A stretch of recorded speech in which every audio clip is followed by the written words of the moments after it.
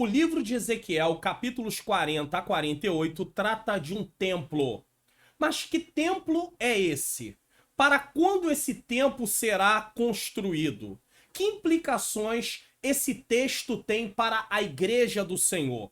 É sobre isso que iremos tratar hoje no programa EBD Comentada Online. A Palavra de Deus tem o potencial de mudar a vida de uma pessoa, de uma família e de uma nação.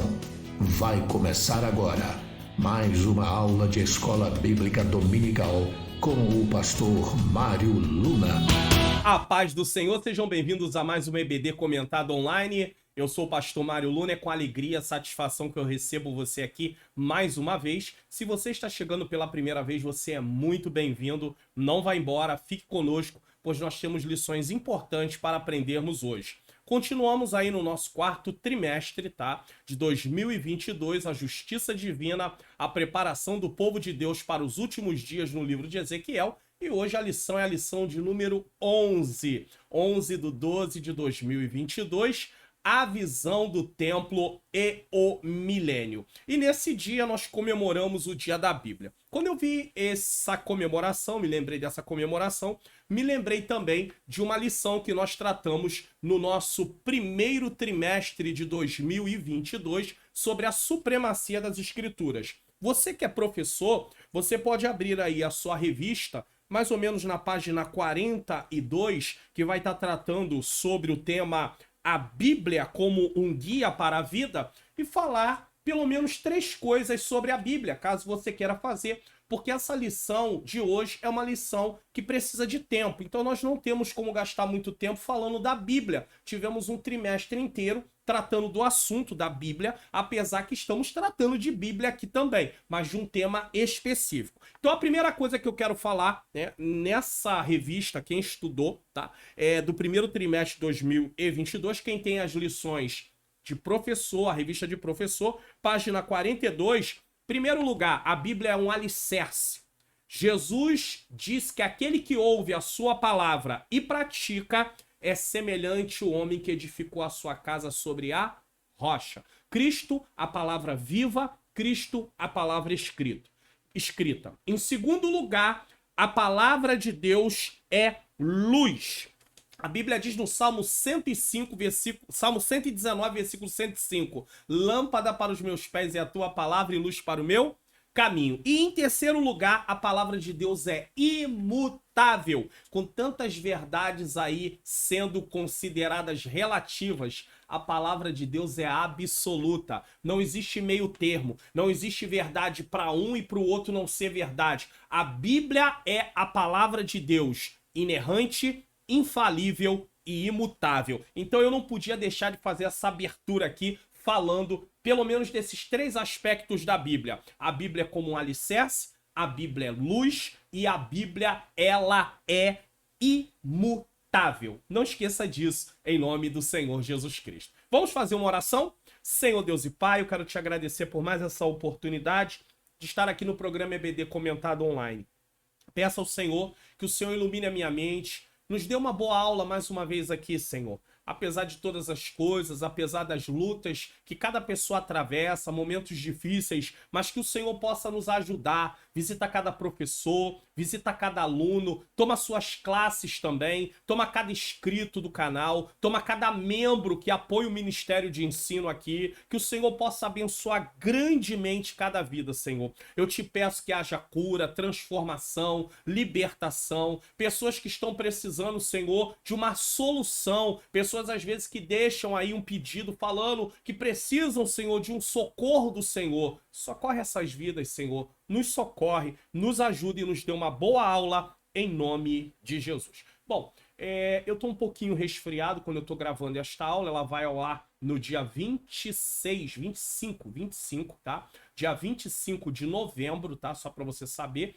Mas ela só vai ser ministrada como foi colocado aí já para você, que você viu aí no dia 11 de dezembro. Então é claro que nessa data de 11 de dezembro, o resfriado já foi embora. Mas eu só tô te notificando para que você possa saber aí. Eu tô um pouquinho assim, a minha voz pode estar com alguma alteração, mas eu não posso deixar de gravar aqui a aula, tô me cuidando, pode ficar em paz, eu e a esposa, em nome do Senhor Jesus Cristo. Bom, eu quero também, antes de mais nada de dar o prosseguimento, falar de um comentário que foi feito, muito importante, e você que é professor, eu acho que é importante, principalmente vocês professores, ver isso aqui, tá bom? Então vamos lá. Esse comentário foi deixado no dia 22 de novembro de 2022, mas não foi deixado aqui no canal. Foi deixado no meu perfil do Instagram, inclusive, se você ainda não me segue no Instagram, Pastor Mário Luna Oficial, tá aí para você me seguir. E lá foi dito o seguinte: pastor,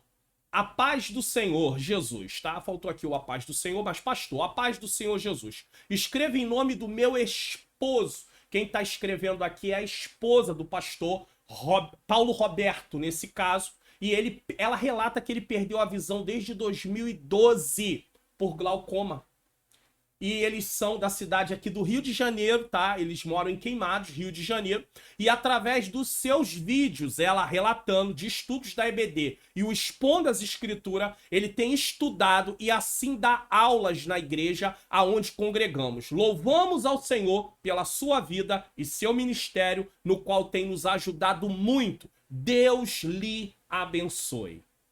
Então o pastor Paulo Roberto e a sua esposa pastora Márcia, ela relata esse testemunho e eu não poderia deixar de mostrar aqui e falar, né? Nós temos já a Liliane de Manaus, vocês já conhecem a história da Liliane de Manaus, que é deficiente visual, assiste, na verdade, ouve, né? Nesse caso, as aulas, prepara as aulas em braille para dar para os alunos dela. Agora tem o pastor Paulo Roberto, que também ouve as aulas, nesse caso, prepara, também assiste o Expondo as Escrituras e dá aula para os alunos. Então, você que é professor, não desiste não. Tem gente com dificuldades muito maiores do que a nossa e vão em frente. Eu, nesse momento, estou um pouco resfriado. Também fiz uma pequena cirurgia no dente, né? E tô aqui falando mesmo com um pouco de dificuldade, mas a gente vai em frente. Então, não para não. Não desiste não. Jesus é contigo. Vamos lá?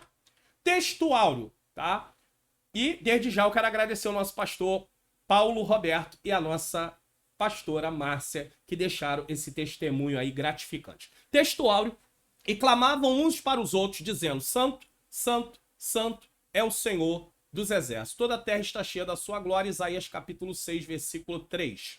Verdade prática: o traje à santidade divina traz destruição, o quê? Espiritual. Se nós não temos reverência, se nós não nos portamos da forma adequada, nós vamos passar por situações adversas. A santidade de Deus é a expressão máxima da sua glória. Leitura bíblica em classe está em Ezequiel 43, do 1 ao 9, e já está aqui no canal, no Expondo as Escrituras, a visão do templo e o milênio. Eu te aconselho, depois de assistir essa aula, não deixar de assistir o Expondo as Escrituras para que você tenha uma compreensão melhor do assunto.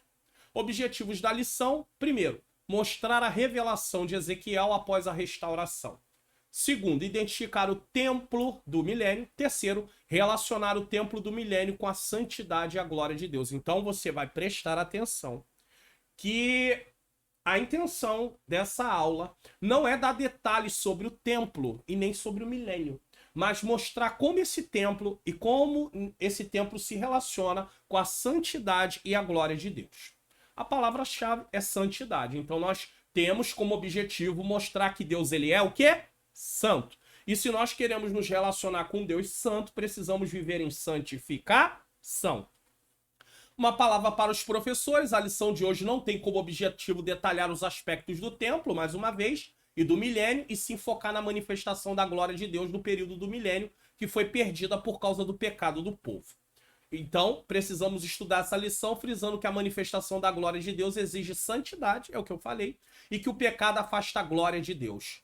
Por isso, só entrarão no milênio aqueles que de fato crerem em Jesus, se arrependerem de seus pecados e viverem uma vida de santificação. Hebreus 12:14 diz: seguir a paz com todos e a santificação, sem a qual ninguém verá o Senhor. Qual é a prova que realmente eu aceitei Jesus e eu sou um salvo em Cristo Jesus? Uma vida de santificação. Dia após dia, Deus vai nos transformando, vamos buscando essa santificação, mas o processo tem que estar em andamento. Introdução.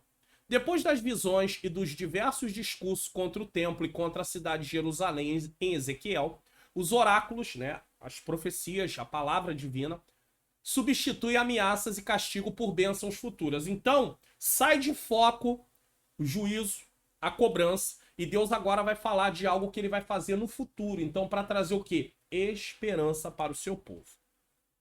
Não podemos viver uma vida na prática do pecado esperando que Deus use de compaixão, pois isso chama-se pecado premeditado. Porque às vezes a gente lê na Bíblia, porque Deus agiu de compaixão, porque Deus fez assim, porque Deus perdoou, porque Deus guardou, Deus livrou, mas nós não podemos fazer pecar de caso pensado. Porque todas as vezes que eu peco de caso pensado, eu estou premeditando. Então, eu faço aquilo sabendo o que eu estou fazendo. E a minha vida vai só se afundando. É verdade que Deus é um Deus longânimo? É. É verdade que Deus é um Deus bondoso? É. É verdade que Deus é um Deus misericordioso? É. É verdade que Deus é um Deus amoroso? É. Mas isso não vai justificar que eu vivo uma vida no pecado. Na lição 4, a nossa lição 4 da nossa revista atual, essa revista aqui, ó, vamos lá, nossa revista, tá?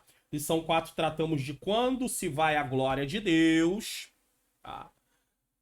Deus havia retirado a sua glória do templo e por isso tanto o templo como a cidade foram destruídos. Deus tira a sua glória, pronto. Está vulnerável. O ataque seria certo. Porém, observamos nos relatos bíblicos Deus usando de misericórdia e compaixão com todos aqueles que se arrependem de seus pecados. Ou seja, Deus permitiu a cidade ser destruída, mas o seu povo como um todo não foi destruído. Uma parte do povo foi preservada. Estudamos na lição passada, né, a lição de número 10, sobre a restauração espiritual de Israel. Então, depois da restauração veio uma profecia de esperança. Né? Também, a restauração já é uma profecia de esperança, mas emenda, né? Que o profeta anunciou para um futuro distante, tá? Então, estudamos na lição passada a restauração espiritual de Israel, que o profeta anunciou para um futuro distante. A restauração espiritual não aconteceu naquela época, ainda não aconteceu, na verdade. A restauração nacional, sim, Israel hoje é uma nação, tá? Mas nem todo judeu está em Israel, porém a restauração espiritual não, porque eles não reconheceram ainda o Senhor Jesus como Messias. Veremos a partir de agora o epílogo. O que é um epílogo? É o desfecho da revelação de Ezequiel. É longo e ocupa os capítulos 40 a 48, mas o registro da volta da glória aparece depois da descrição do templo, sendo parte das promessas divinas de restauração.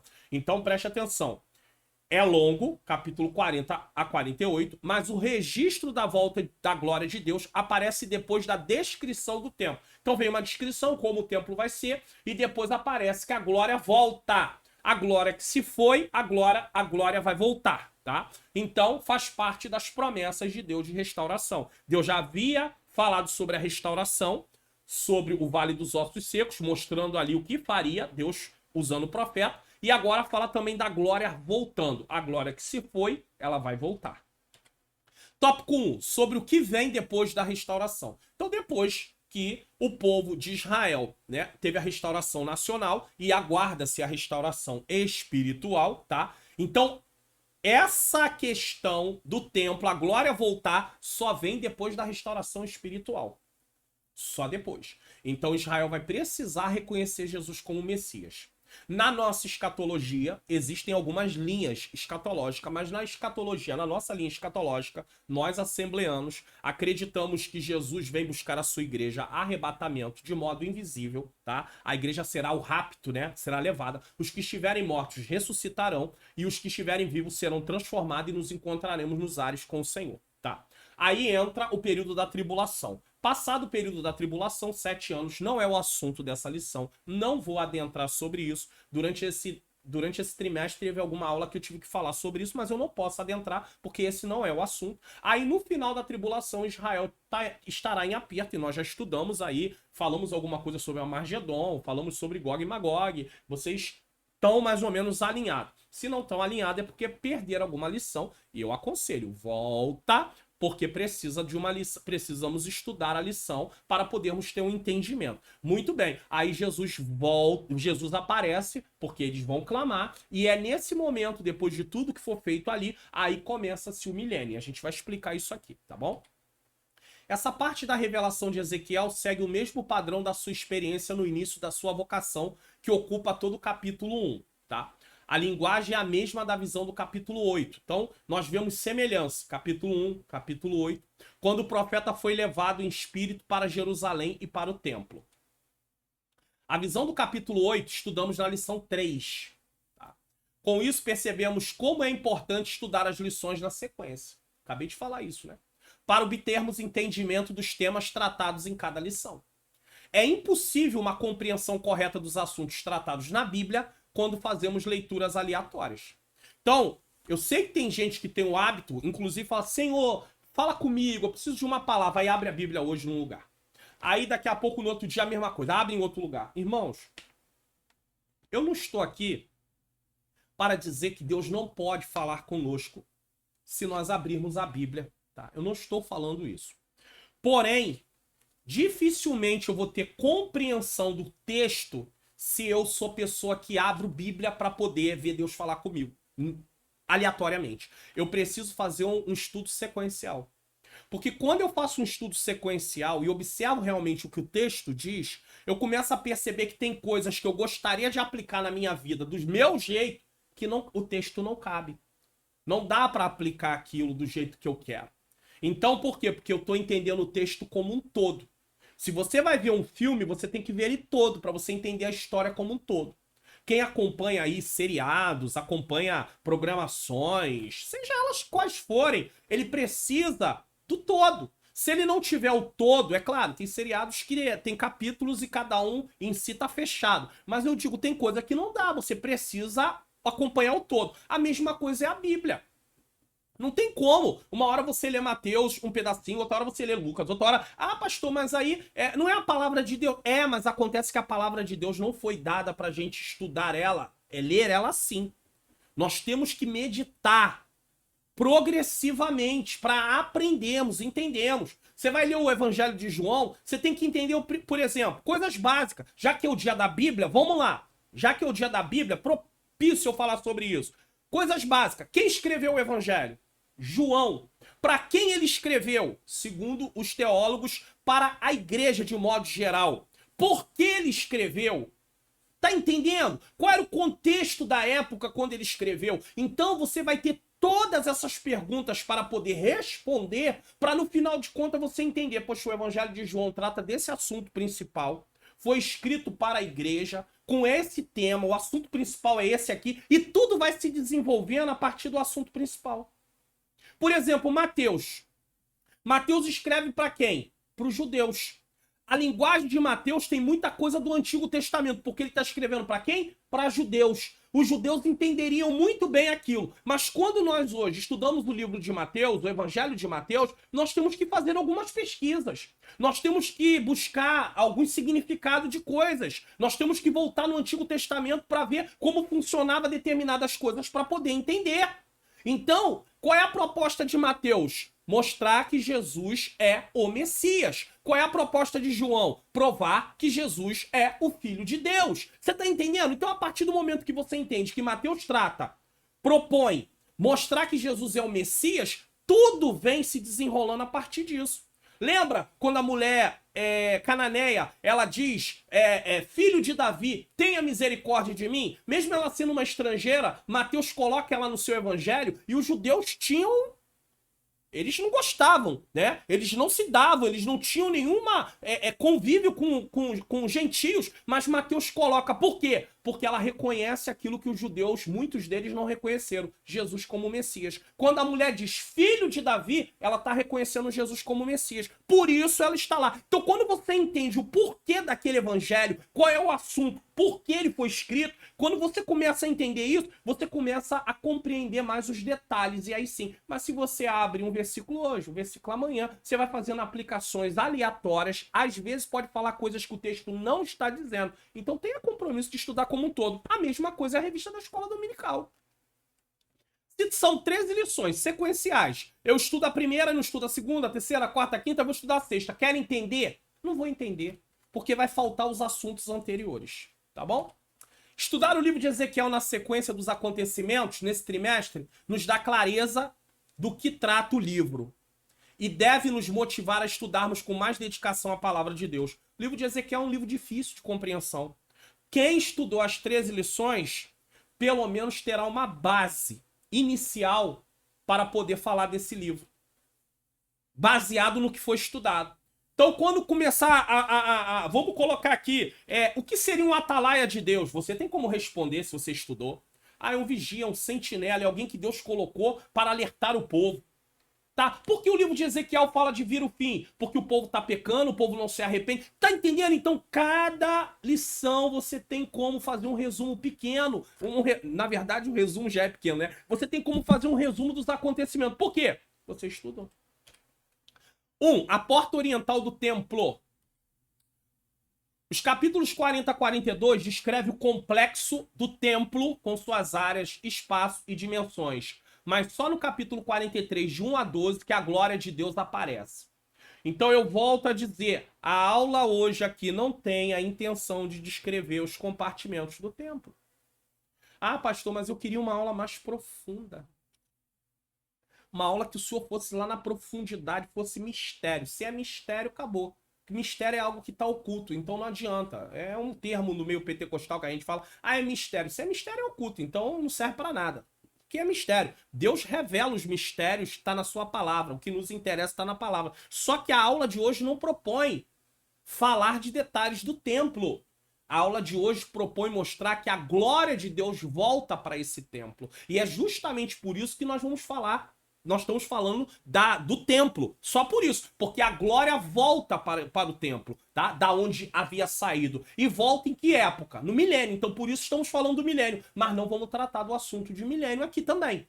Na descrição do templo, Ezequiel é levado à porta que olhava para o caminho do Oriente, Ezequiel 40, versículo de número 6.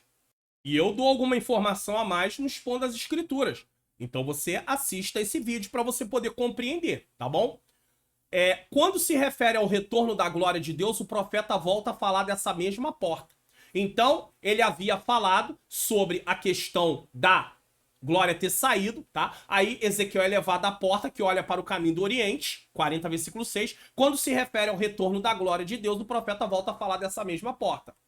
A intenção do Espírito Santo é fazer o destinatário original desse oráculo lembrar que quando a glória de Deus se afastou da casa de Deus, foi em direção ao Oriente. Ezequiel 10, 19 e 11, 23. E que o seu retorno será pelo mesmo caminho.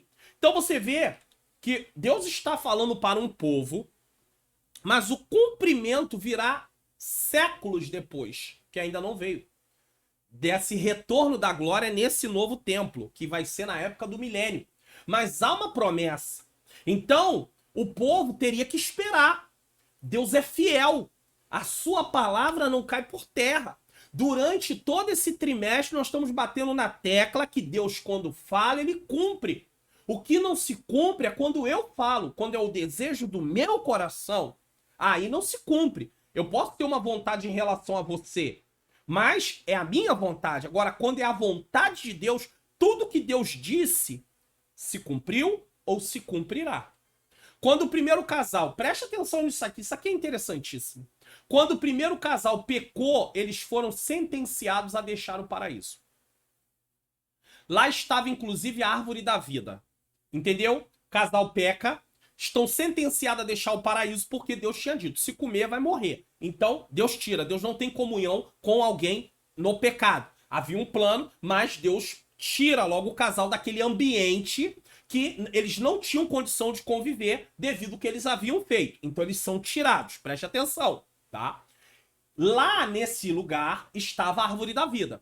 Deus, em sua sentença, faz uma promessa que da semente da mulher nasceria um que esmagaria a cabeça da serpente. Isso é dito lá em Gênesis capítulo 3, versículo 15. Pastor, tá escrito isso na Bíblia? Tá escrito. Né? Nós entendemos, tá, com aquilo que Deus fala, que é justamente dessa forma. Vamos lá? Gênesis capítulo 3, versículo 15. Vou colocar aqui para você. E porém inimizade entre ti e a mulher, entre a tua semente e a sua semente. Essa te ferirá a cabeça e tu lhe ferirá o calcanhar. Então, o que está sendo dito é que Cristo nascendo da mulher, tá? Ele esmagaria a cabeça da serpente, porém a serpente lhe feriria o calcanhar. E nós entendemos que esse ferir o calcanhar foi principalmente o auge de tudo ali na cruz, quando Jesus ele se faz pecado por nós. Não havia pecado, mas leva a culpa do nosso pecado sobre si. Então, Deus faz uma promessa, lá em Gênesis 3,15. Olha quantos séculos já se passaram, meus irmãos. E não se cumpriu a vinda de Jesus? Então, se nós estamos falando de um templo no milênio, Deus há de cumprir também, da mesma maneira, da mesma forma. Ah, pastor, mas eu queria muitos detalhes sobre o templo. Então você vai ter que estudar aí, tá? Procurar literatura séria. Mas aqui na aula de hoje não dá. É igual quando eu mostrei sobre Gog e Magog. Não há uma definição específica, profunda de quem é Gog em si. Mas mostramos que o Deus que livra, que vai livrar Israel, é o mesmo Deus que livra a igreja. Então a aplicação ali é mostrar o Deus que livra. Aí alguém, às vezes, contesta. Não, pastor, o senhor tinha que ir mais fundo. Olha, eu aprendi uma coisa estudando interpretação bíblica. E essa área eu estudo, graças a Deus. Eu aprendi o seguinte. Inclusive, para mim, é a matéria mais essencial de todas dentro da teologia. Porque se você não compreender o texto da palavra de Deus, você vai formular doutrinas erradas. Eu gosto muito da doutrina da salvação, por exemplo. É uma doutrina, né, soteriologia, que eu tenho uma afinidade muito grande. Mas eu vou muito mais, eu amo muito mais ainda a interpretação bíblica. E eu aprendi o seguinte: aonde Deus fala, eu falo. Aonde Deus se cala, eu me calo. Se Deus não falou sobre determinadas coisas, é porque ele não quis falar. Se eu começar a deduzir, eu começo a esbarrar na questão da inerrância da palavra de Deus. A Bíblia não é inerrante? Se eu falo em nome de Deus algo que a Bíblia não diz e afirmou, eu estou, de certa forma, falando aquilo que não é verdade. Então a Bíblia deixaria de ser inerrante, mas ela nunca deixa. Quem está errando sou eu, porque eu quero ir além do que está escrito. Então, tenha cuidado com isso, vá só até onde está escrito. Então vamos continuar essa linha de pensamento. Quando o primeiro casal pecou, eles foram sentenciados a deixar o paraíso, certo? Entendeu? Entendeu. Lá estava a árvore da vida, muito bem. Tá? Foi feita uma promessa que da semente da mulher nasceria um que esmagaria a cabeça da serpente. Mas o que isso tem em relação com essa lição? Você vai perguntar. Vamos lá, tudo. O pecado priva o homem da glória de Deus. Adão vivia diariamente num lugar onde ele tinha acesso diário a Deus. Eva vivia num lugar onde tinha acesso diário a Deus. Quando eles pecaram, eles perderam o acesso diário a Deus, da forma que eles tinham. E mais, o homem agora não tinha mais, ele não tem mais como de si mesmo se voltar a querer ter comunhão com Deus. Se o homem, ele se inclina para Deus, é porque Deus primeiro se inclinou para nós. Mas antes do pecado, não. Adão, ele poderia se inclinar para Deus sem a necessidade de Deus se inclinar para ele no sentido por causa da graça, porque não havia necessidade disso ainda. Mas agora não. Foi Deus que nos procurou. Tanto é que Deus procura. Adão tinha feito o quê? Quando eles pecaram, o que eles fizeram? Se esconderam. Porque o pecado corta, quebra a comunhão nossa.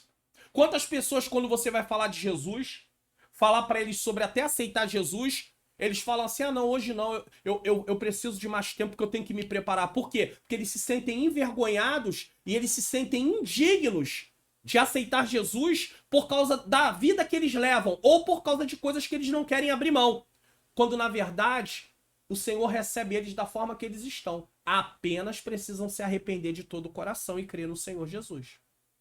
Tá? Então, o que isso tem em relação? Tudo, porque o pecado priva o homem da glória de Deus. Romanos 3:23, olha o que diz. Porque todos pecaram e destituídos estão da glória de Deus. Por que a glória se retirou do templo no tempo de Ezequiel? Por causa do pecado. Adão e Eva perderam a comunhão com Deus permanente por causa do pecado. O povo de Israel perdeu a comunhão com Deus por causa do pecado. Eu e você podemos perder nossa comunhão com Deus por causa do pecado. Uma vida na prática do pecado. Foi o pecado do povo de Deus que fez com que a glória de Deus se retirasse do templo. Mas o texto de Ezequiel aponta que essa glória voltará. Mas de que maneira ela vai voltar? Em Jesus temos novamente acesso a essa glória. Que coisa linda. Que coisa maravilhosa.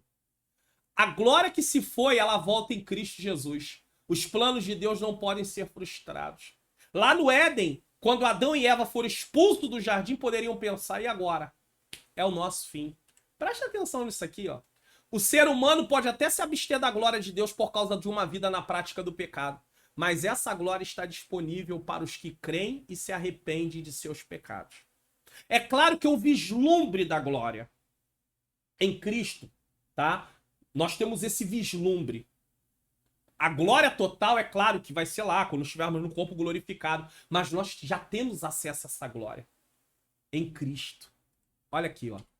Romanos 5, 1 e 2. Sendo, pois, justificados pela fé, temos paz com Deus por nosso Senhor Jesus Cristo. Olha o que o versículo 2 diz de Romanos 5.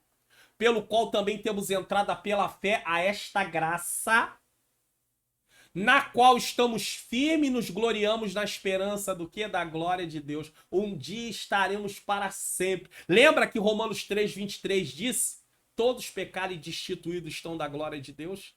Só que em Cristo o acesso foi dado novamente. Olha, irmãos, que coisa maravilhosa. Então por que viver uma vida no pecado? Não podemos, precisamos... A ênfase da aula de hoje é o quê? Santificação. A glória de Deus não pode se relacionar comigo e com você se estivermos numa vida no pecado. Israel perdeu o relacionamento com Deus e por isso Deus permitiu ser destruído o templo, a cidade, eles irem para o cativeiro, gente morrer por causa da desobediência do povo, vida no pecado. O texto de Ezequiel diz que a glória volta pelo mesmo lugar que ela se foi. Deus faz desse jeito. Um exemplo é que o homem foi privado do acesso à árvore da vida. Lembra? Ele não foi tirado do jardim? Olha o que acontece lá no final. Poderia pensar que nunca mais estaria diante dela, da árvore da vida, não é? Mas em Apocalipse, lá está a árvore da vida. Aleluia! Deus seja louvado, Deus seja glorificado. Lá no início o homem sai, não tem mais acesso à árvore da vida, para não viver uma vida eterna no pecado, então ele é tirado, não pode. Primeiro ele precisa ser redimido através do sangue de Jesus Cristo. Mas lá em Apocalipse vai haver acesso novamente. Pastor, não vai, eu vou provar biblicamente que vai. Apocalipse capítulo de número 2, versículo de número 7 em primeiro lugar. Deixa eu ver se eu não coloquei na tela aqui. Não, mas eu vou colocar aqui para você na tela diferentemente. Vamos lá, Apocalipse 2:7. Quem tem ouvidos, ouça o que o Espírito diz às igrejas. Ao que vencer, dar-lhe-ei de comer do quê? Da árvore da vida que está no meio do paraíso de Deus. Não era no meio do paraíso que a árvore estava quando Adão estava lá, também ela estava lá, e lá estava aquelas árvores, e lá estava a árvore da vida também. Pastor, mas também não estava a árvore do bem e do mal? Estava, mas não estava naquela localidade que eu quero dizer. Junto de todas as árvores, em vez de escolher a árvore da vida, qual é a árvore que eles querem comer? A árvore do bem e do mal. Mas agora, a árvore da vida está no centro. E aí, eu quero mostrar uma coisa para vocês, ó, porque tá escrito, ó, quem tem ouvidos ouça o que o Espírito diz à igreja, às igrejas, ao que vencer, dá-lhe de comer da árvore da vida que está no meio do paraíso de Deus, no meio do paraíso de Deus. Lá em Gênesis, quando nós vamos no capítulo de número 2, versículo, deixa eu colocar aqui, versículo de número 16. E ordenou o Senhor Deus ao homem, dizendo, de toda árvore do jardim comereis livremente, mas, versículo de número 17, mas da árvore da ciência do bem e do mal dela não comerás, porque no dia que dela comerdes, certamente morrerás. Muito bem.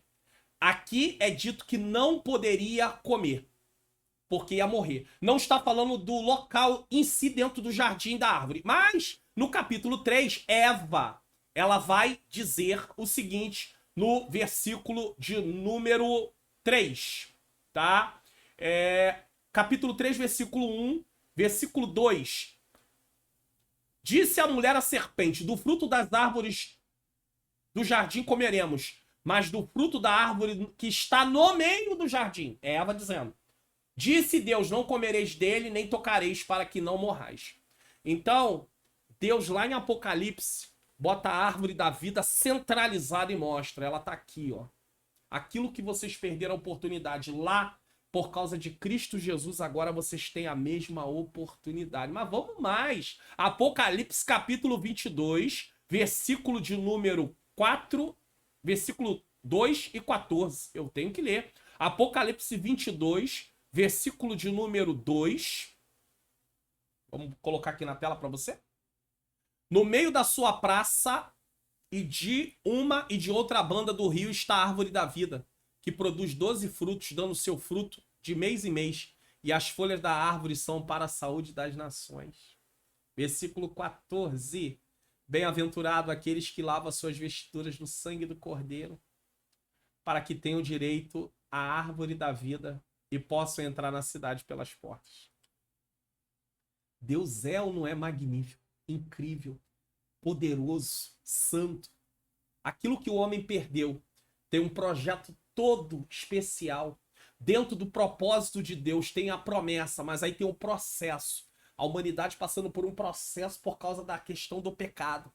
Mas a promessa de Deus continua de pé. E o propósito de Deus precisa ser cumprido. Então não desiste não.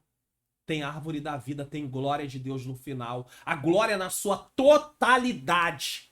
Que amor é esse que é capaz de perdoar, disciplinar, que foi o que ele fez com o povo de Israel e fez com muitas vezes com cada um que já passou por situações que desobedeceu ao Senhor. Permitir as consequências e nos colocar novamente no lugar que nunca deveríamos ter deixado, na sua presença, diante da sua glória. 3 observações importantes. Vamos lá? A primeira observação. Observe que a glória de Deus vinha do caminho do Oriente. Isso quer dizer que vinha do leste, onde o sol nasce. Malaquias diz que o sol da justiça nascerá, pois fala do governo do Messias com justiça. E não é na época do governo do Messias que o templo será construído no milênio? Então, tudo bate. Quando Ezequiel recebeu a incumbência de anunciar a destruição do templo e a queda da cidade de Jerusalém, ele viu o afastamento da glória de Javé para o Oriente como sinal de sua retirada do meio do povo. O profeta já tinha visto isso na revelação inaugural. Tá? Segunda observação, a terra resplandeceu por causa da sua glória. Isso faz lembrar da visão do profeta em Isaías 6,3. A voz de muitas águas, versículo 2, é uma expressão metafórica para indicar o grande poder de Deus. Está em Apocalipse 1,15, 14,2, 19,6. E a terceira observação, esse ser da visão do profeta, como semelhança de um homem, é o Messias pré-encarnado. Por que, pastor Mário Luna? Você vai entender. Vimos a sua glória como a glória do unigênito do Pai, cheio de graça e de verdade, quando veio ao mundo na plenitude dos tempos. Por quê? No versículo de número 2, Ezequiel 43, 2, eu tenho que colocar, no Expondo das Escrituras eu explico isso para você, mas deixa eu só colocar aqui, para facilitar só um pouquinho, para te ajudar aí na compreensão, 43, versículo de número 3, olha o que é dito. Vamos lá? E eis que a glória de Deus de Israel vinha do caminho do Oriente, e sua voz era como a voz de muitas águas, e a terra resplandeceu por causa da sua glória. Só que no meio do texto aqui, você vai ter uma compreensão que o homem que aparece, ele vai usar uma palavra que vai mostrar que realmente ele é o Messias no Antigo Testamento, pré-encarnado. Vamos lá, a gente vai chegar lá. As reminiscências. Palavra difícil, né? Versículo 3. Reminiscências é a imagem lembrada do passado, o que se conserva na memória. Tá aí na parte de... Na lição tem uma parte aí de um dicionáriozinho nessa lição para mostrar o significado dessa palavra. A comunicação profética e a estrutura dos discursos continuam na mesma forma da atividade profética de antes, ou seja, o profeta elevado em espírito. Ezequiel compara essa visão com a de sua primeira experiência como profeta. Ele compara essa visão de agora com a outra. Estudamos na lição 4 que a glória de Javé se retirou do templo e de Jerusalém como sinal da retirada da sua presença do meio do seu povo. Depois de 14 anos da destruição da cidade santa, lembre-se que você pode estudar em outro lugar e falar que é 16 anos, 17 anos, 13 anos, porque a cronologia bíblica não é certa. Ele aqui bota 14 anos depois da destruição que Ezequiel ele foi levado de volta em visão para Jerusalém. no ano 25º do nosso cativeiro, no princípio do ano, no 10º dia do mês, estamos falando de 28 de abril de 573 ou 572. Então você vê que já tem uma divergênciazinha, pelo menos de um ano, tá? Isso não influencia muito pra gente que tá dando a aula, é apenas um dado, né, pra gente saber.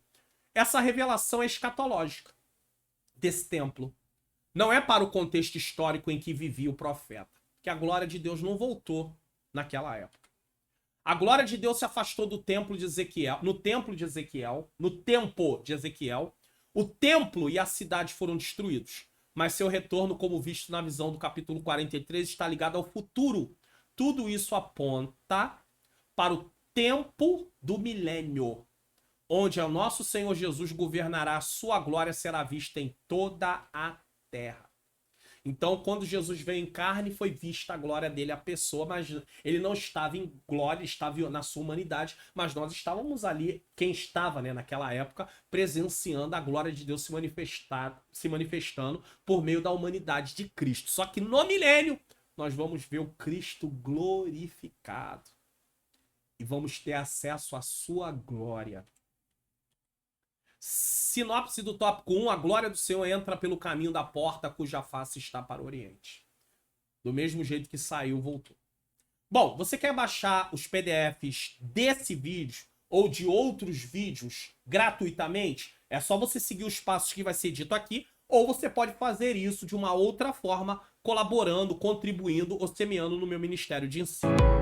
Baixe os PDFs gratuitamente aqui do canal. Vá na descrição desse vídeo, desça até o final da descrição, clique no link, faça download, desça a página do meu site até embaixo, clique nos botões e faça download dos arquivos. Ou se você preferir, você pode participar do Clube de Membros do canal do Pastor Mário Luna. Tenha vários benefícios e baixe tudo em um único lugar: PDFs dos resumos e slides da EBD, slides em PowerPoint da EBD e PDFs do Expondo as Escrituras. Clique no link na descrição do vídeo e assine. E temos uma novidade: a pedido, formas de pagamento Pix, boleto e cartão. Seja membro e ganhe todos esses benefícios. Então você tem essas duas possibilidades. Vamos avançando.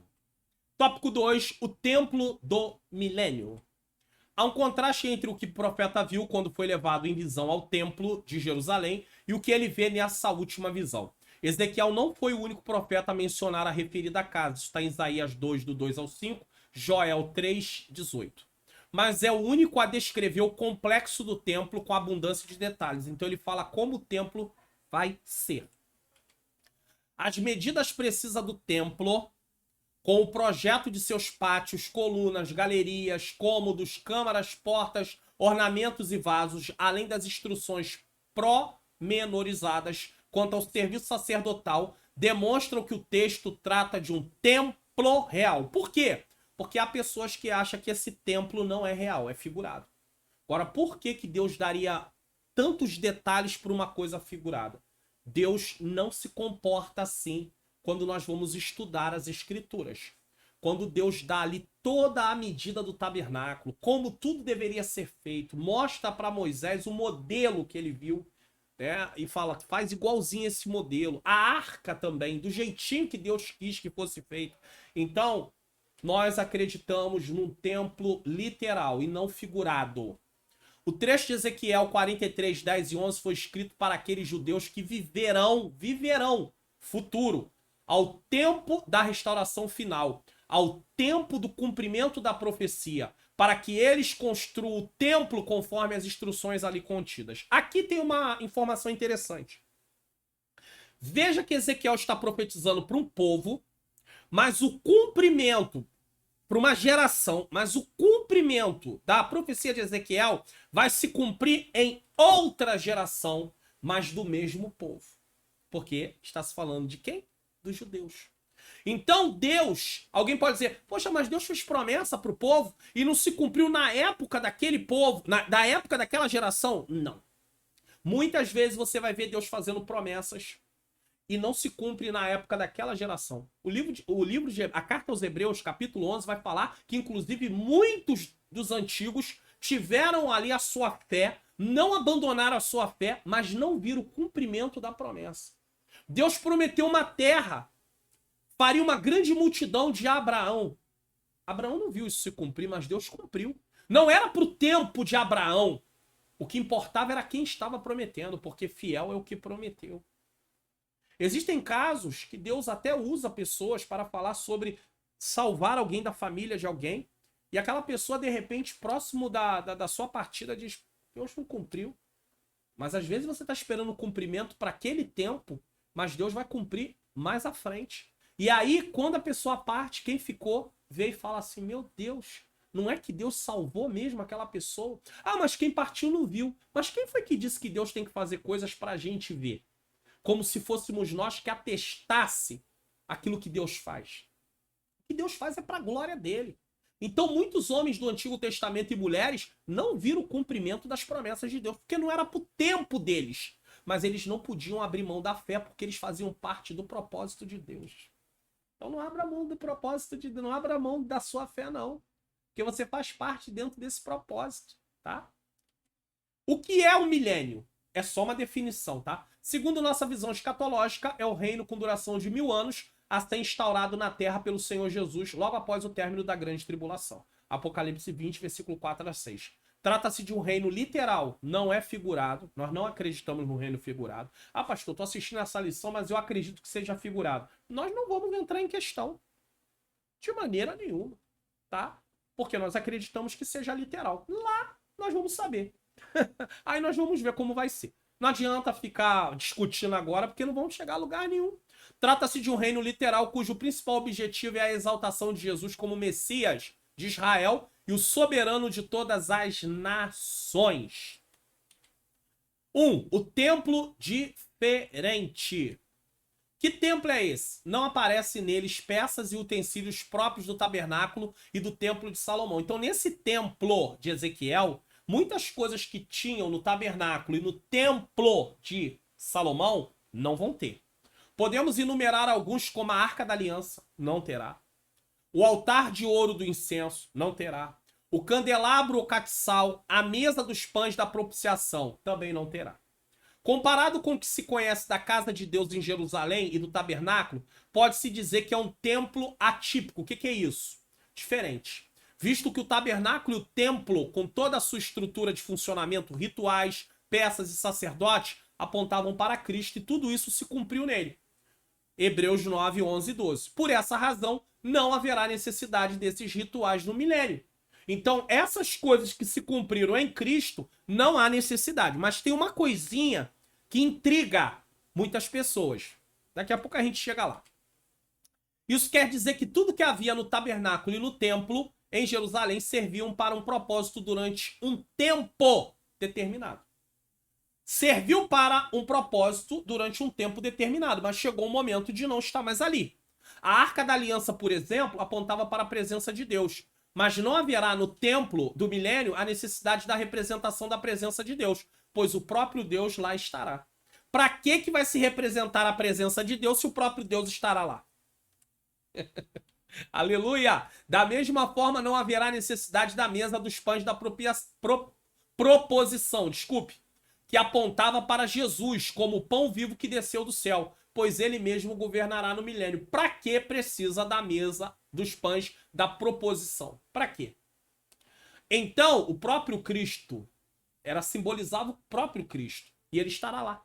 Então, essas e outras peças que apontavam para realidades futuras não existem nesse templo do milênio, pois tudo se cumpriu, tornando-se realidade. Deus seja louvado por isso. Deus cumpre. 2. Uma dispensação diferente. Vamos ter que explicar aqui rapidamente o que é dispensações para entender, né? Dispensações fala de períodos no qual Deus se revela de modo distinto e particular ao ser humano. O estudo das dispensações revela os vários métodos usados por Deus em suas relações com as diferentes classes de povo, através dos vários períodos determinados por ele, a fim de lograr o seu propósito. Então, nós dividimos a revelação bíblica também em dispensações. Tem quem divide só em alianças, né? Tem outros que dividem também em dispensações. Nós acreditamos, né? Inclusive existe um livro, e se eu me lembrar eu posso deixar ele até aqui, o link dele na descrição desse vídeo, O Plano Divino através dos Séculos, e ele vai tratar, ele vai falar alguma coisa sobre isso também, sobre a questão de dispensações, tá? Então, é um livro interessante, tá? E aí, durante as dispensações, Deus vai tratando de acordo com a vontade dele. Só que ele vai tratando, mas sempre da forma levando em consideração a pessoa dele. Então ele não quebra princípio, porque Deus não pode quebrar princípio.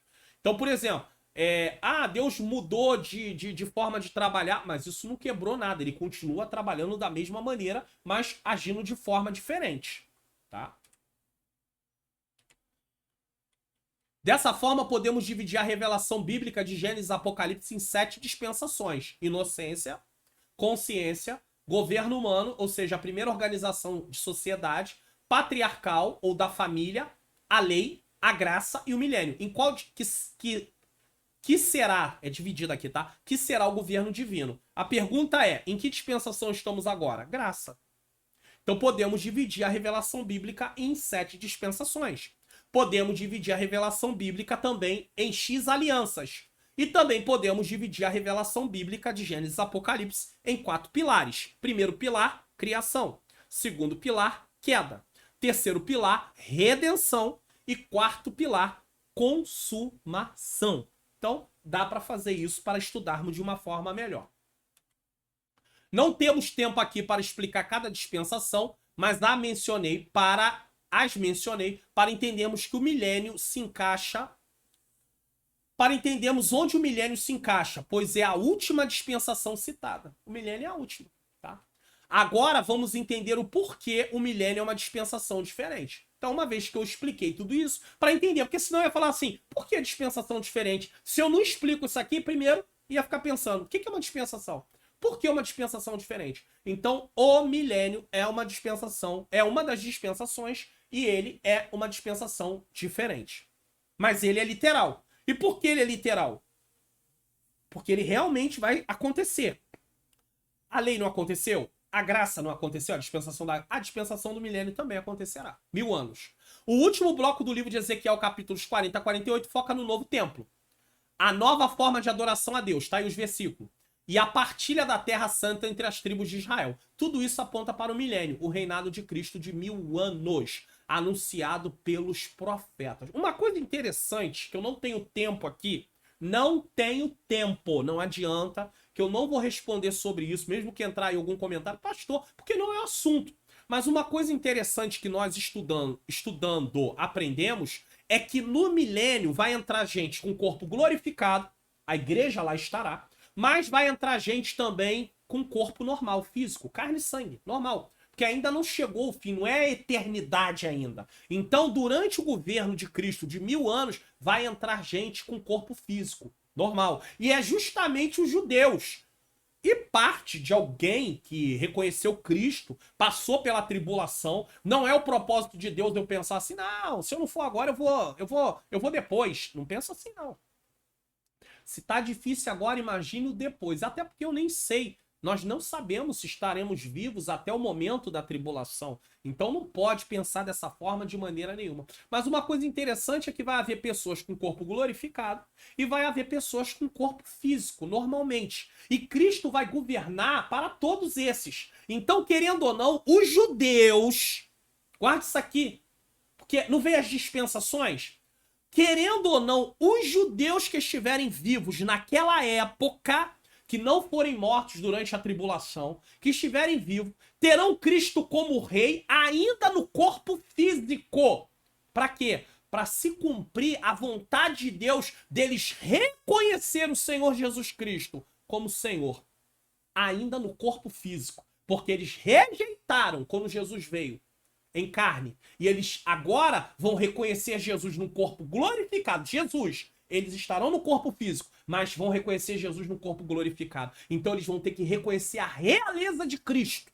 Mesmo que não é a mesma geração que negou a Jesus, mas é o mesmo povo. E para Deus a aliança não está ligada na geração. A aliança está ligada no povo. Por exemplo, Deus fez promessa à minha igreja, E a igreja do Senhor é constituída de povos, de línguas, raças, nações diferentes, de todas as épocas. Depois que Cristo morre e ressuscita, e a igreja ali, a inauguração do Pentecoste, então a igreja é formada desse povo. Então não importa de que época, é igreja.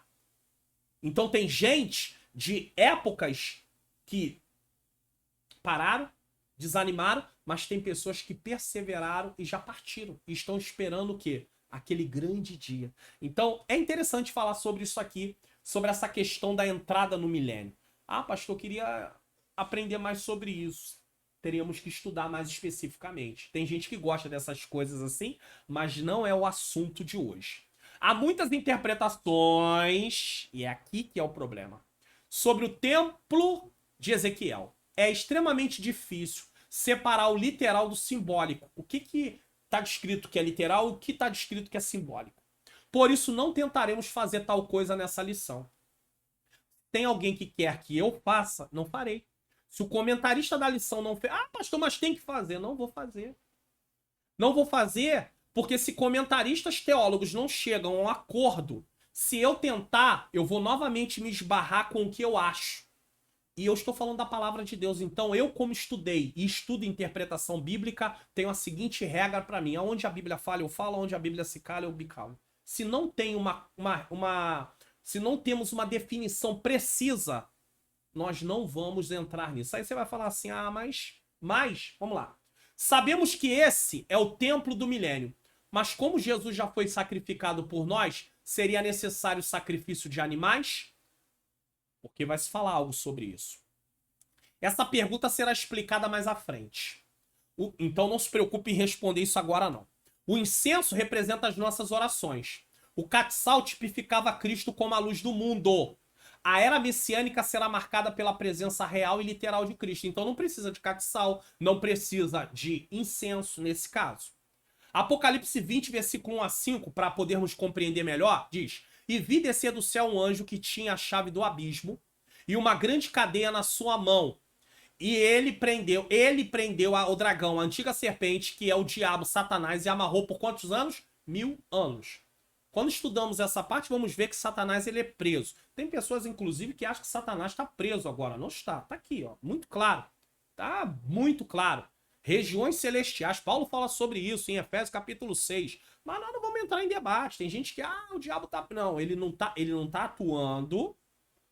Ele tá limitado, totalmente limitado por Deus. Porque Deus quer assim.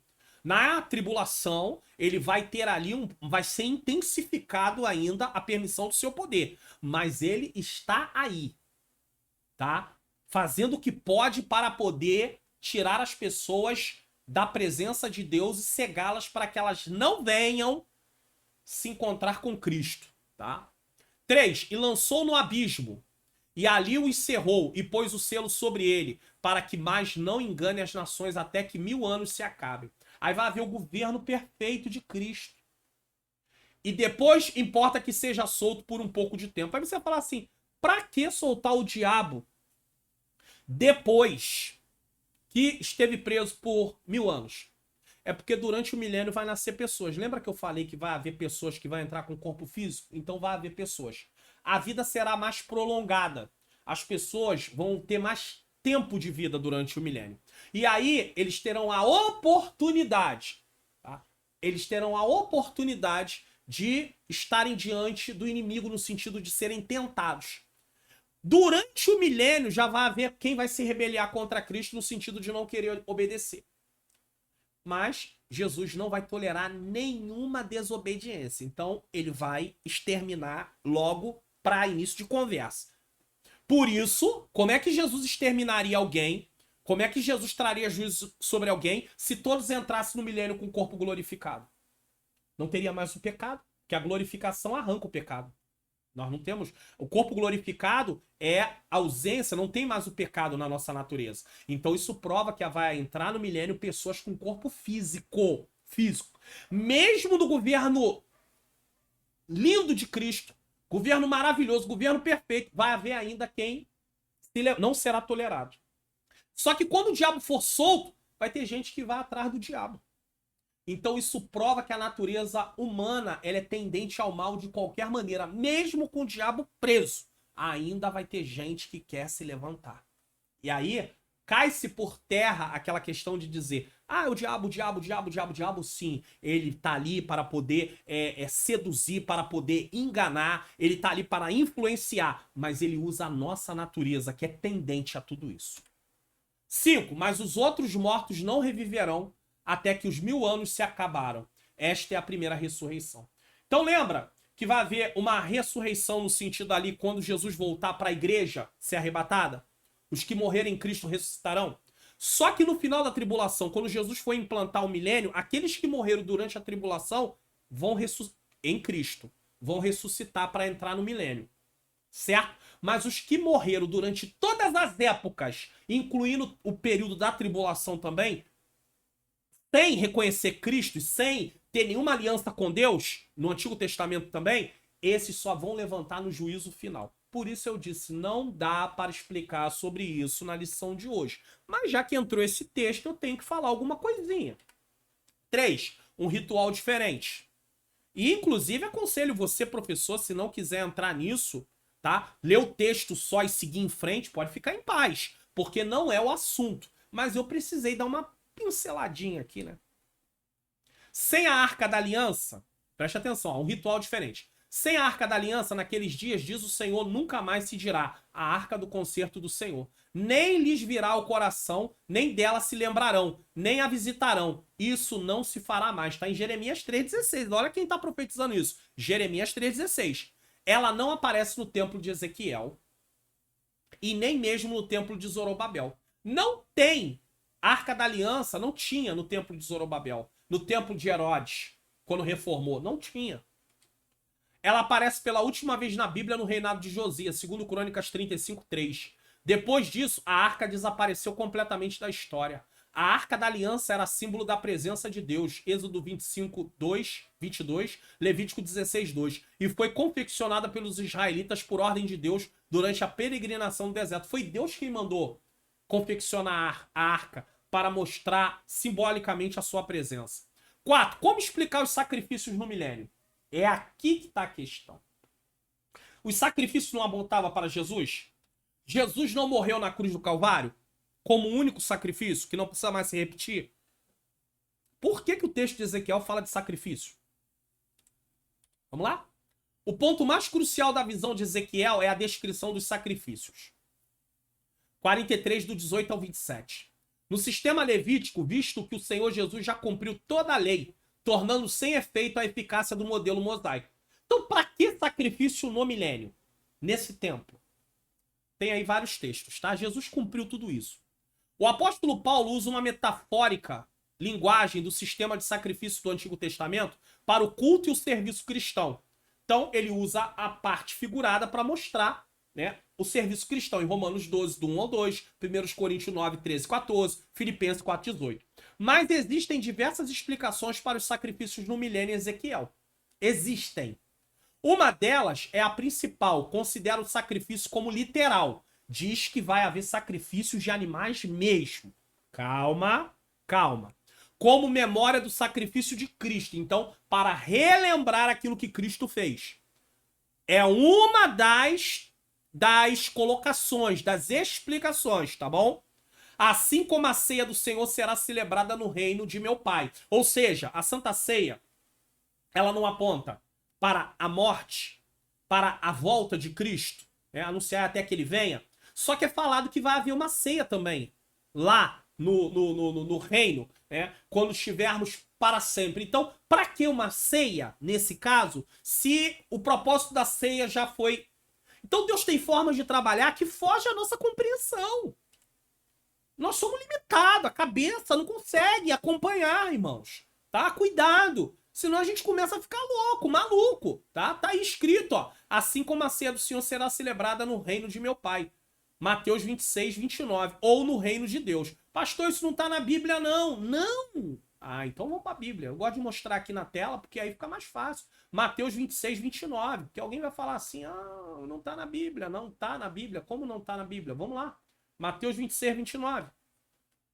E eis que a glória de Deus... Opa, eu estou no lugar certo ou não? Calma aí, queridos. Deus abençoe. Tá certo, 29. E digo-vos que desde agora não bebereis desse fruto da vide até que aquele dia em que beba de novo convosco no reino de meu Pai. Certo? Certo. Certo. É uma colocação, tá? Possível. Uma explicação, usando a questão até da ceia. Só que não podemos afirmar com 100% de certeza. Eles explicam esse sacrifício, mas não sabe muito bem, tá? Aí eu vou colocar algo aqui sobre isso. Existem coisas nas escrituras que Deus menciona, mas não dá os detalhes. Não dá. Por exemplo, por que João registra, capítulo 8, uma mulher sendo pega no ato, não é trazido o homem, porque a intenção ali não era condenar os dois no sentido de se preocupar com o adultério deles, não estavam nem aí, os judeus. Eles estavam querendo acusar Jesus, o texto deixa muito claro. Mas por que João registra que Jesus está escrevendo na areia e não diz o que Jesus está escrevendo na areia? Você vai ver muita gente querendo descobrir o que estava escrito, mas a Bíblia não diz. João não disse, não colocou. Não era algo importante nem relevante, porque senão estaria ali. Mas alguém se sente tentado em querer descobrir o que Jesus estava escrevendo. E eles vão dar as teorias mais absurdas que você puder imaginar, forçando interpretação bíblica, e eu fico olhando assim e falo, meu Deus, como é que uma pessoa faz uma viagem dessa? Então, a Bíblia não fala, a gente não fala. Então tem coisas que Deus não dá os detalhes. Por isso é preciso reconhecer nossas limitações e não cair na tentação das especulações descabidas. Tudo bem, você está falando sobre a mulher do fluxo de sangue. Na hora da pregação você pode até querer fazer uma ilustração e dizer, irmãos, pode ser que aquela mulher tinha família, mas vivia longe da sua família por causa da doença que ela tinha. Pode ser, não sabemos. Aí é uma possibilidade. Mas afinal, porque aquela mulher era casada e ela tinha X filhos. Irmãos, vou falar uma coisa pra vocês aqui que vocês vão achar engraçado, tá? Essa aula de hoje, ela tá indo um pouquinho mais o tempo, mas não tem como, tá? É uma aula assim pra você sair daqui entendendo, tá? Nós precisamos entender, tá? E aí eu fiquei ciente de alguém que foi pregar sobre Daniel na cova dos leões e a pessoa enumerou quantos leões tinha na cova, quantos eram macho, quantos eram fêmeas e quantos eram filhotes. Eu sei que talvez isso aí vai dar motivo de comentário nesse vídeo e vocês vão acabar saindo até do assunto, tá? Mas esses são os absurdos que a gente ouve. Isso é um absurdo! Não importa quantos leões tinham, o importante é o Deus que lá estava guardando seu servo, o Deus que livrou o seu servo e quis o livrar. Ah, pastor, mas toda vez que alguém for fiel a Deus, Deus sempre o livrará, não permitindo que ele morra? Não. João Batista era fiel a Deus e Deus permite ele perder a cabeça. Por quê? Porque chegou a hora dele glorificar a Deus através da morte de Marte. Se for a hora da nossa partida, nós podemos partir como Marte, se for assim que Deus permitir. Mas também pode não ser a hora, como não foi a hora de Misael, Azarias e Ananias, que colocaram o nome de Sadraque, Mesaque e Abidinego. Então cuidado com as especulações descabidas, já que hoje estamos comemorando o dia da Bíblia, no dia 11 de dezembro de 2022, no dia da lição. Podemos usar aqui para exemplificar essa situação, tá? Em relação a vai ser literal, não vai ser literal, como é que vai ser, vai ter sacrifício, não vai ter sacrifício? Vamos usar o seguinte, para podermos ter uma ideia. Digamos que fomos convidados para um evento, certo? Recebemos a programação, mas só teremos a compreensão perfeita dos acontecimentos quando lá estivermos. O Senhor fala de céu, ruas de ouro, um monte de descrição, esse templo de Ezequiel, mas a compreensão perfeita só lá. O mesmo se aplica em relação ao que não compreendemos enquanto estamos nesse corpo mortal, com nosso entendimento obscurecido pela natureza pecaminosa. Quem assiste o Expondo das Escrituras aqui, toda vez que assiste o Expondo das Escrituras, já viu, e aqui na aula também, no início, eu pedi, Senhor, ilumina minha mente para que eu possa compreender as verdades da Tua Palavra. Quando eu vou estudar a mesma coisa, Senhor, ilumina minha mente para que eu possa compreender. Porque a natureza pecaminosa obscurece o nosso entendimento em relação a tudo que se diz Deus.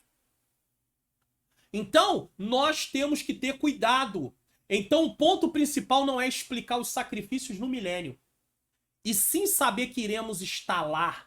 Os acontecimentos vamos entender apenas quando estivermos lá. Ponto final. Se alguém quiser especular, é com ele. Mas você que é professor, você que estuda seriamente, não vá à frente.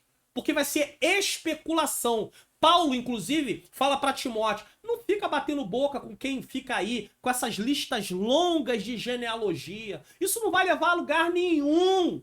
Fábulas de velhas caducas. Paulo fala isso. Então não entre nisso. Qual é o assunto da lição? A glória de Deus voltou. Apontando para quê? Para o Deus Santo de volta. Estando ali em comunhão com o seu povo. Então a lição ela nos leva para uma vida de santificação. Porque só pode estar diante de Deus a quem estiver com uma vida santificada. E para ter uma vida santificada, precisa primeiro aceitar Jesus como Senhor e Salvador da sua vida. Para ter seus pecados perdoados. Sinopse do tópico 2. O novo templo não haverá arca da aliança. Seus sacrifícios serão um memorial. Pois é uma nova dispensação. É uma dispensação que nós não entendemos ainda. Entendemos um pouco da dispensação da graça. Não compreendemos todos os detalhes da graça. Não compreendemos todos os detalhes da lei. Tem coisas dentro da lei que nós ficou assim, mas como é isso? Então nós temos que ter cuidado. Que tal? Preste atenção nesse aviso aqui, que isso aqui é importante. Que tal uma arte digital? Manhãs Artes Digitais. Criação de artes para congressos, festividades, cultos, chás, eventos em geral, profissionais liberais, empresas e muito mais. Peça já a sua hoje mesmo pelo WhatsApp DDD 21 971764015. Manhãs Artes Digitais.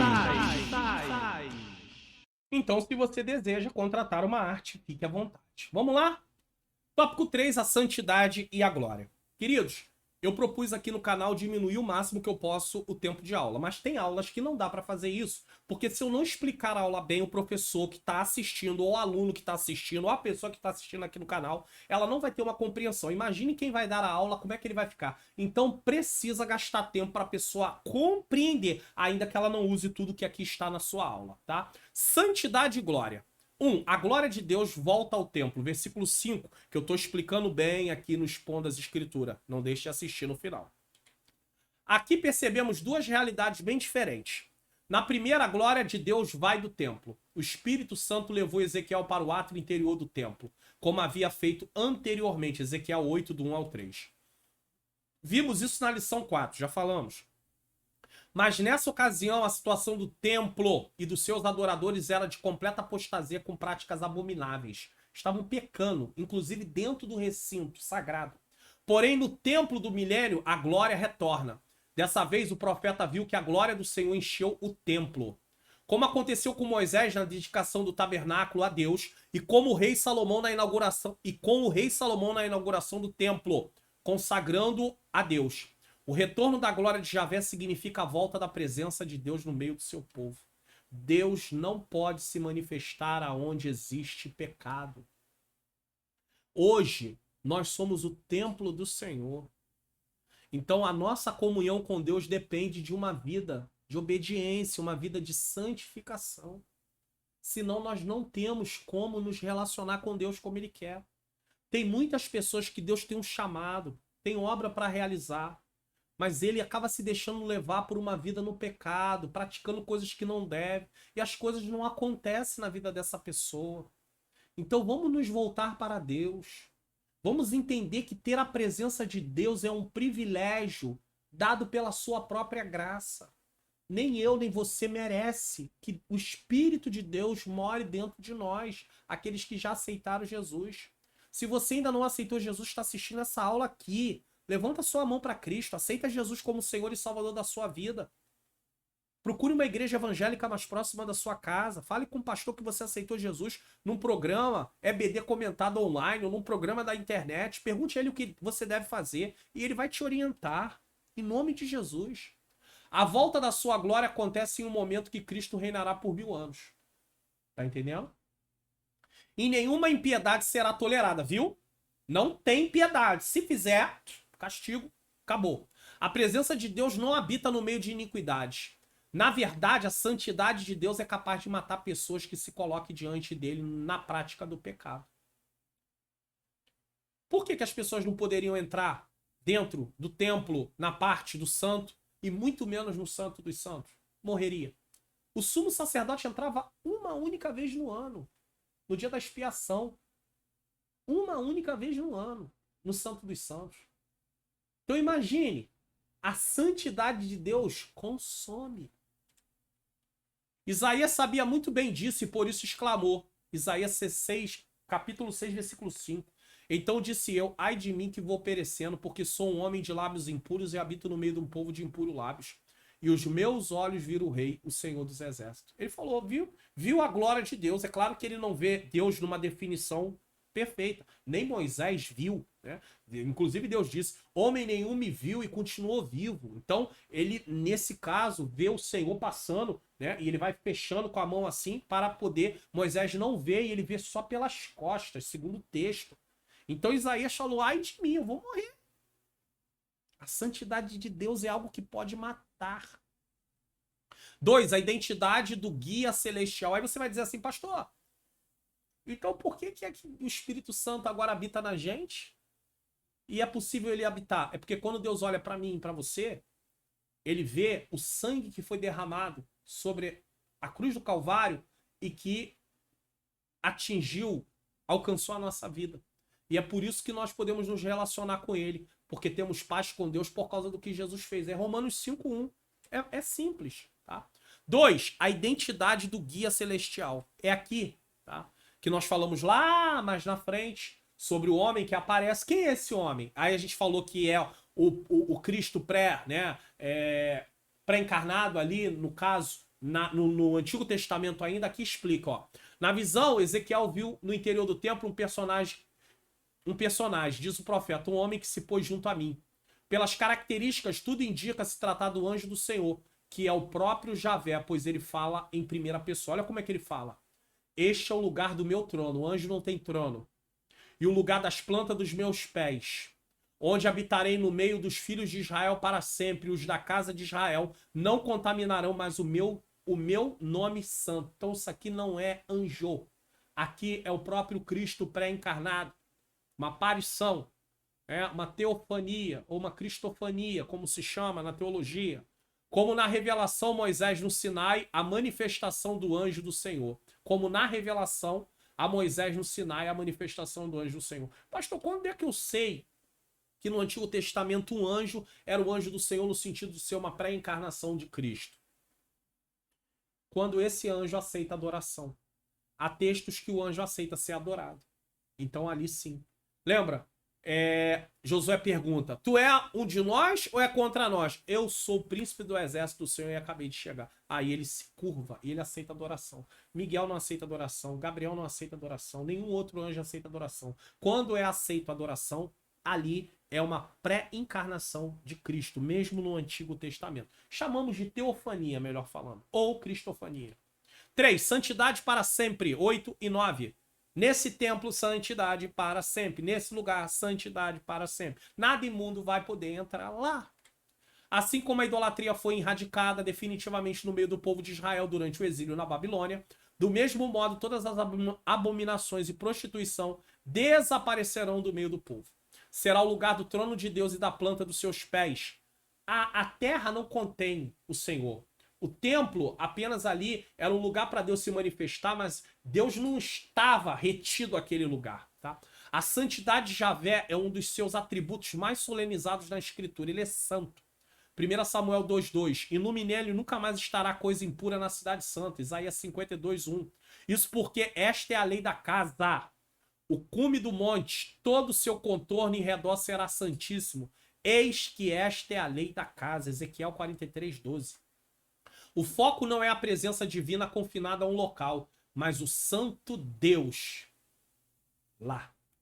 Diante do oráculo do abandono, a palavra profética do Senhor, né? Diante do oráculo do abandono das abominações e da obediência às orientações divinas, estão a descrição da nova realidade. Deixa explícito que a santidade é a lei do templo.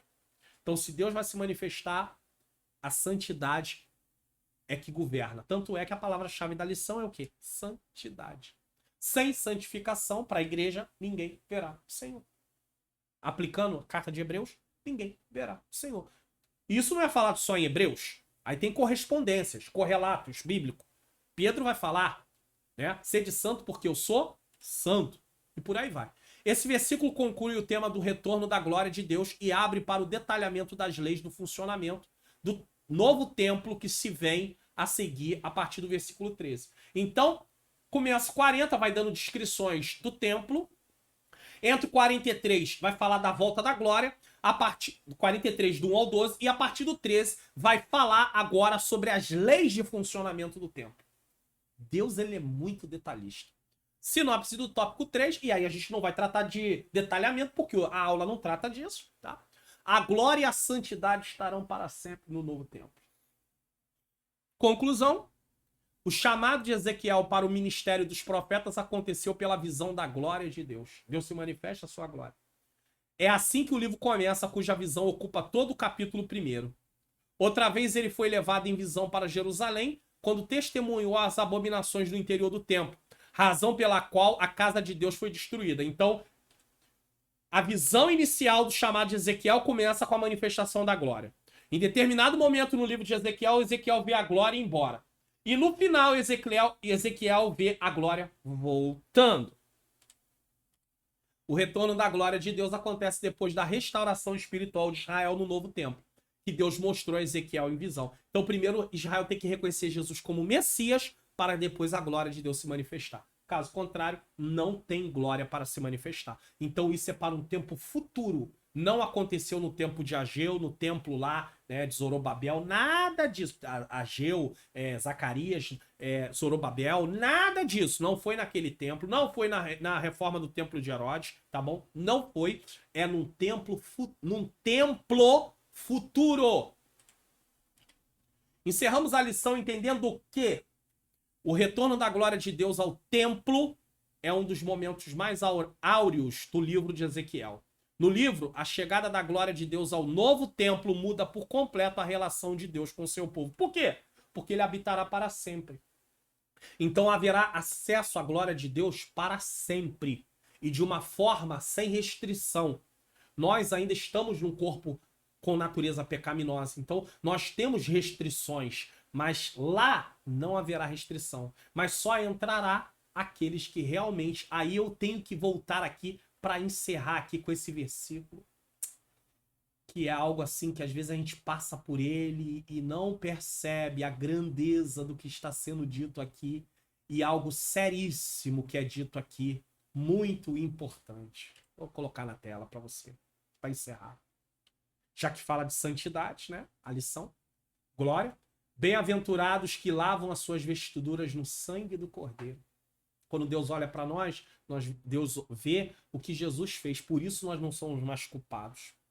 Para que tenham o direito só vem por meio do que Jesus fez, não do que você faz. A árvore da vida, vida eterna, e posso entrar na cidade pelas portas.